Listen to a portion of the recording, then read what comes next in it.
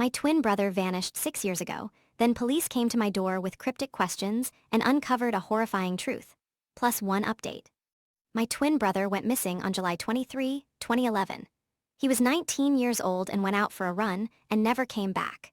We have used every resource at our disposal, including police and private investigators, and so on, and we never found even a hint. It was like he had disappeared from the face of the earth. I do not think there is a private investigator in town that we have not hired yet. He has not accessed his bank accounts, healthcare, his social media accounts, his emails, nothing. You can imagine how difficult it has been for our family. Yesterday afternoon, a police officer came to my place to ask me questions about him, whether I had seen him lately, if I know where he lives, if I know any of his recent friends, and questions of that nature.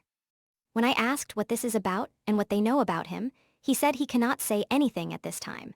This same police officer has left a voicemail on my mother's phone, asking her for a time to meet to ask her a few questions. I told him everything and begged him to tell me what is going on, but he refused. I went to the police station today, but could not get any information from them and could not find this officer. It is a Saturday, after all. I am going to go again on Monday. What is the best way for me to get some information about what is going on here? By best, I mean most likely to succeed. I imagine there is no law that says the police officer is required to tell us if he has learned something about my brother, right? Is there any law or some Freedom of Information Act or whatever that might help me uncover what is going on? Update.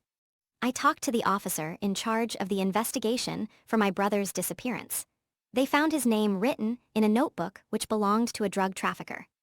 The officer who was initially looking for him was wondering if my brother was still missing after talking to the officer in charge of that investigation. 3 days later, we received the call that they may have found my brother's remains, and they needed DNA samples to confirm. DNA confirmed it was him. What happened was that when he went out that day, he saw his friend, and they went to see another friend, an acquaintance of his, not my brother's. That was a drug-dealing location, and things went bad when my brother was there. Someone was heavily beaten up, which my brother and his friend saw. That is when they decided to. His friend was kept silent under the threat of his life, as he was dealing for them. Recently, he was arrested and confessed, reporting my brother's murder to get a better deal. The officer says my brother did not die in pain. It was multiple gunshots. You would expect that after 6 years of playing this possibility in our heads, we would have been prepared for it, but we were not. We had a funeral for him. Now there is a place that I can go and talk to him and at least feel a little closer to him, even though he is gone. I thank all of you who helped.